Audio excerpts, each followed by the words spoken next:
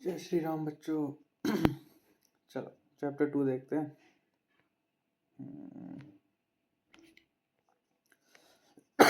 इस matter around us pure, ठीक है। तो मैटर देख लो, या तो प्योर होता है, मिक्सचर होता है। प्योर किसे कहा जाता है?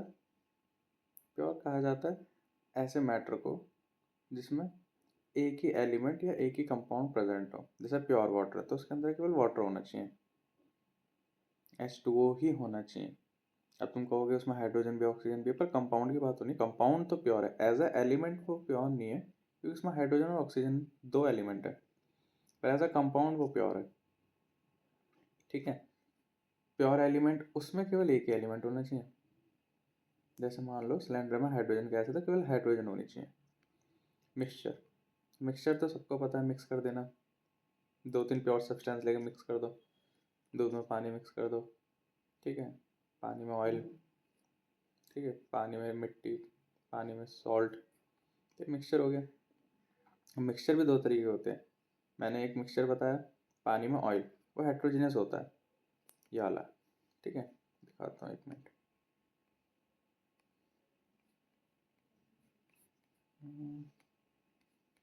ये हेट्रोजीनियस, ठीक है। और होमोजीनियस मिक्सचर वो होते हैं जो अच्छे से मिक्स हो जाते हैं, जैसे पानी में salt.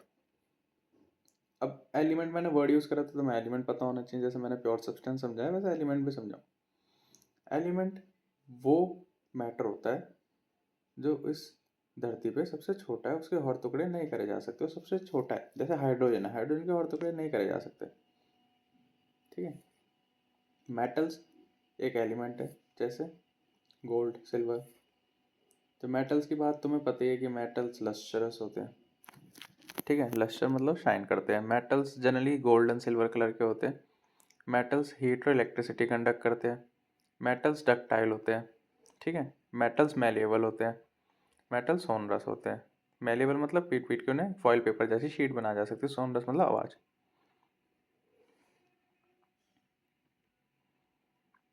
Example of metals are gold, silver, iron, ये ठीक है, ये सब मेटल्स के एग्जाम्पल है। नॉन मेटल्स, नॉन मेटल्स जो है पता ही है सबको, जो मेटल नहीं होते। फॉर एग्जांपल हाइड्रोजन, ऑक्सीजन, ये सब। ऑक्सीजन मेटल थोड़ा ना है। तो ये अलग अलग कलर के हो सकते हैं, हीट इलेक्ट्रिसिटी पास करते नहीं है, ना ही इनमें शाइन होती है, लस्ट्रस मतलब शाइन, ना ही सोनरस होते हैं, सोनरस मतलब साउंड क्रिएट नहीं करते, ना ही मेलेबल होते हैं, मतलब ना ही फॉइल पेपर जैसे शीट बनाई जा सकती है।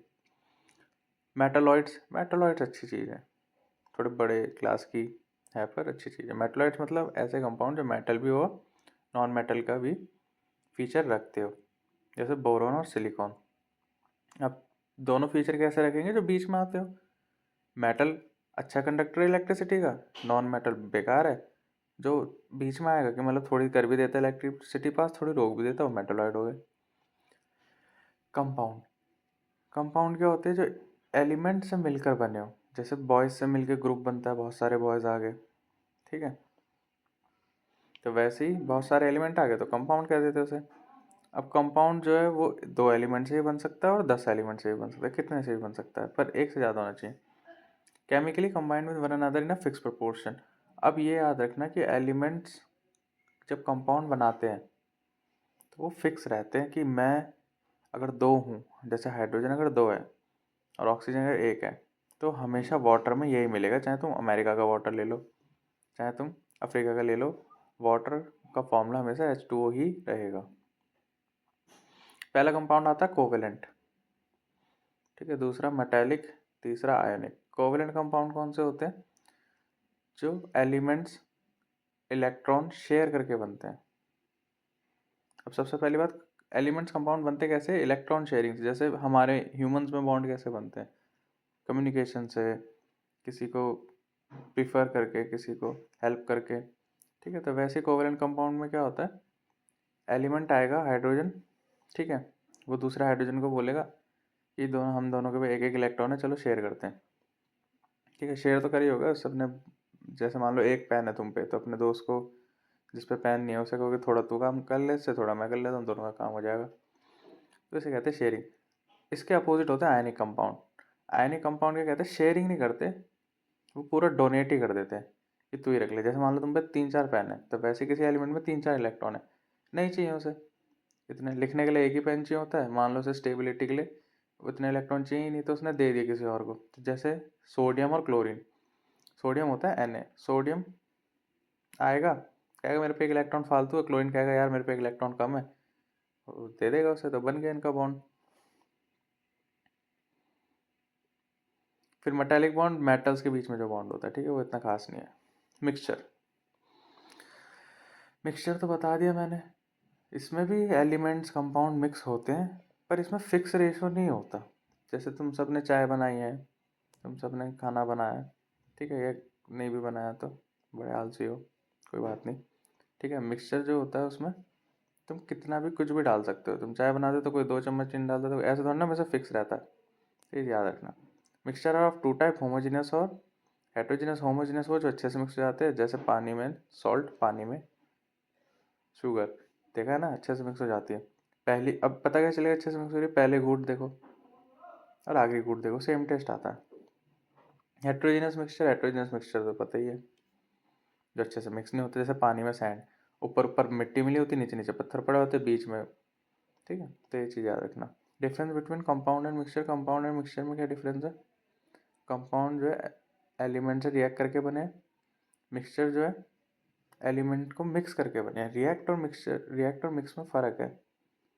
रिएक्ट का मतलब होता है उन्होंने इलेक्ट्रॉन शेयर करा है, ठीक है। अब मिक्सचर का मतलब क्या होता है कि उन्होंने नॉर्मली बस एक दूसरे के बगल में बैठे हैं, शेयरिंग गेनिंग लूजिंग कुछ नहीं हुआ। जैसे फॉर एग्जांपल तुम और तुम्हारा फ्रेंड है, तुम दोनों ने पेन शेयर कर लिया, ठीक है, उसने तुम्हारा पेन ले लिया, ठीक है, तो इसे कहेंगे हम compound.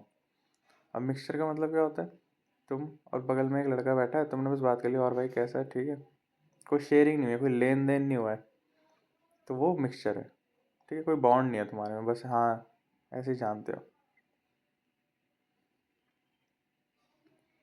Physical and chemical changes, physical और केमिकल चेंजेस में क्या डिफरेंस होता है? फिजिकल चेंजेस वो चेंजेस होते हैं जो वापस से एज इट इज़ रिटर्न हो जाते हैं। जैसे आइस का लिक्विड बनना, आइस सॉलिड होता है, उसे तुम पिघला सकते हो, फिर पिघलाई हुई आइस, वो पिघलाए हुए पानी को दोबारा आइस बना सकते हो, हाँ, तो ये फिजिकल चेंज है। तो फिजिकल चेंज में बस तुम्हें खुद से या क्वेश्चन से ये पूछना है कि वापस उल्टा हो सकता है, तो वो फिजिकल चेंज है। अगर वो उल्टा नहीं हो सकता तो केमिकल चेंज है। जैसे कागज़ जला दिया, राख बन गई, राख से वापस कागज कागज बन जाएगा? नहीं बनेगा। तो ये चीज़ याद रखना। तो यहाँ कहीं लिखा भी होगा, डेफिनेशन देख लेते हैं।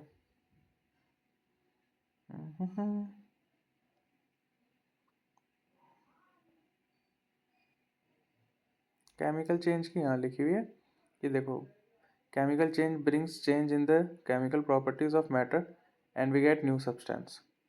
नया सब्सटेंस आ जाता है बिल्कुल, ठीक है। प्रॉपर्टीज ऑफ सस्पेंशन, ओ सस्पेंशन आ गया, चलो ठीक है, सस्पेंशन पढ़ते। ये जो टॉपिक है सस्पेंशन, इसके बारे में 3-4 पॉइंट पता होने चाहिए, खत्म हो जाएगा टॉपिक, ज़्यादा इसमें दिमाग नहीं लगाना है, ठीक है। सबसे पहला पॉइंट, ये हेट्रोजीनियस होता है, मतलब इसमें जो चीज़ें मिक्स हो रही है वो अच्छे से मिक्स नहीं होती है।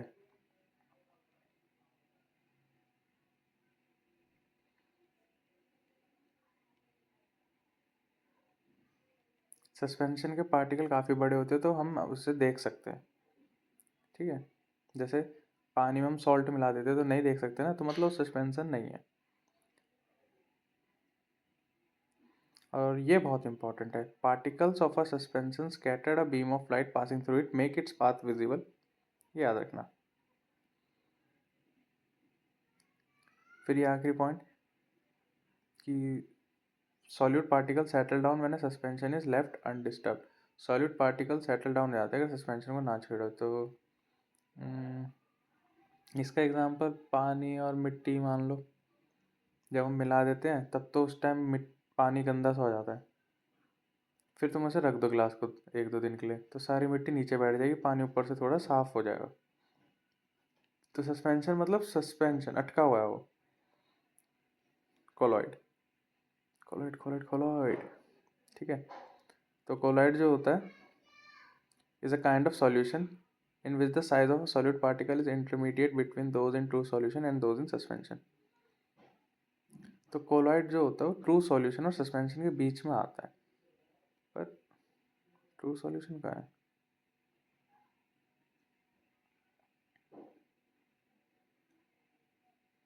चलो नहीं है, मैं समझा देता हूँ।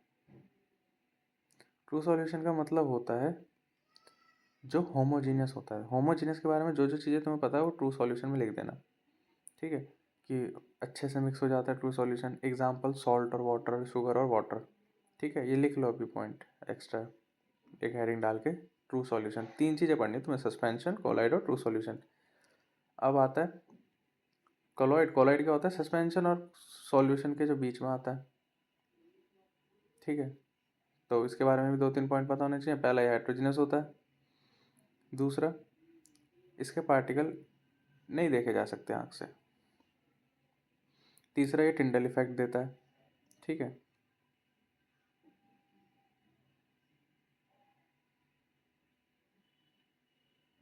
They do not settle down when left undisturbed. That is, colloid is quite stable.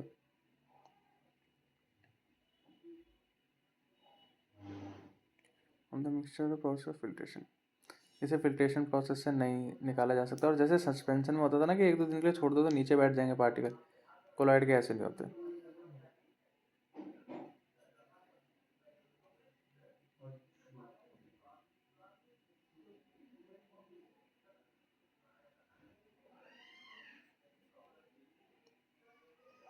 ये क्या दे रखा है? हाँ ये ठीक है, मतलब 1 नंबर का आ सकता है। सॉलिड सॉलिड का कोलॉइड कैसे बनाओगे, उसका एग्जांपल तो पेपर में आ सकता है। कोलॉइड सॉल्यूशन बताओ जिसमें तुमने सॉलिड मिक्स करा हो लिक्विड में। तो ये देखो फोर्थ वाला है ना, milk of magnesia. Liquid mix करा हो लिक्विड में तो milk, face cream. Gas mix करी हो लिक्विड में तो शेविंग क्रीम। तो ये चीज़ याद रख लेना, कोलॉइड के एग्जाम्पल है सारे। फिर आता है आखिर में टिंडल इफेक्ट। टिंडल इफेक्ट क्या होता है? ये देखो, ध्यान से देखो, ये तुम्हें लाइट सन की आते हुए दिख रही है, तो तुम्हें दिख रही है टूट टूट के आ रही है, एक तरफ अंधेरा है एक तरफ रोशनी, एक तरफ अंधेरा है रोशनी, ठीक है। तो टिंडल इफेक्ट ये होता है सन की लाइट का स्कैटर हो जाना, ठीक है। स्कैटर मतलब बिखर जाना। अब ये साथ में नहीं है। तो इस चैप्टर में इतना ही था। इसके क्वेश्चन आंसर की वीडियो आएगी तब देख लेना, बाकी नीचे क्वेश्चन प्रैक्टिस कर लेना।